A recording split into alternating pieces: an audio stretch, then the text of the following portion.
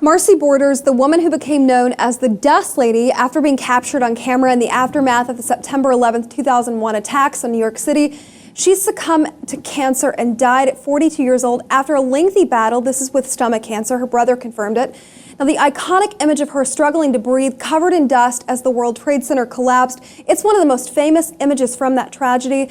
Now, there was much major speculation of cancer and health issues post 9/11, Jose. This picture is so famous, and in fact, this raises a lot of people's fears. They're on high alert because this woman died of stomach cancer at 42.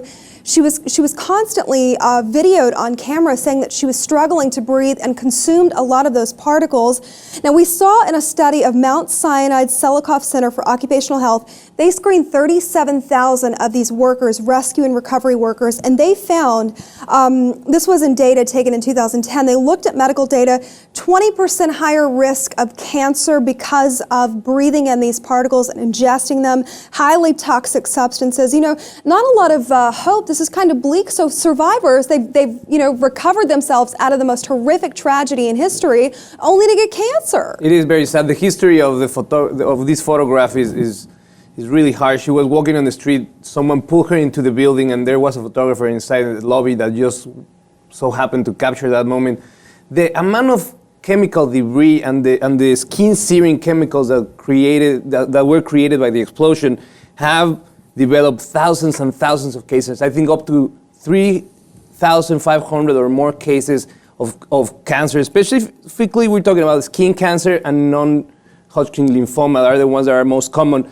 Many of them have been awarded by their insurance the coverage of this disease. It's harder to really establish a link in between the tragedy and the disease, but the reality is that plenty of these first responders and people that actually survive now are facing more than a decade later, a lot of cancer. Right. You're absolutely right. Well, they saw over 55,000 individuals register for the World Trade Center Health Registry so that they could have access to care. And, insurance companies, when you're filing a claim and you've been a victim, when someone has been a victim of this tragedy, filing a claim, and especially, in this woman's case, she developed cancer, you're really struggling to find that link. A lot of research says, yes, the cancer came from this situation, but back to that number, it was 2,500 firefighters, police officers, and ambulance staff, along with sanitation workers, reported getting cancer. That's twice as many as 12 months earlier. This was a study done in 2014 regarding these workers. My heart really goes out to them because, you're sort of helpless. You're just waiting like a ticking time bomb. Am I going to get a fatal disease after surviving this? And just on top of reliving that tragedy every day of your life, on researching for this story, there was many stories of healthy first responders that felt that fear that you refer, that every day they wake up and they don't know if the next checkup is the one that is going to tell them that they live in fear of developing this disease. Out of helping those who survive, it's just the whole thing brings a lot of memories for a lot of people. It's very painful. Mm-hmm. A lot of people has to live with this for the rest of their lives. Right. Well, you're absolutely right. And those workers, reports of prostate cancer, thyroid cancer, multiple myeloma, they were significantly elevated among the rescue and recovery staff. So, we just lucky to be alive. They're lucky to be alive. At the same time, they're fighting for their lives because of this instance. It never seems to go away 14 years later.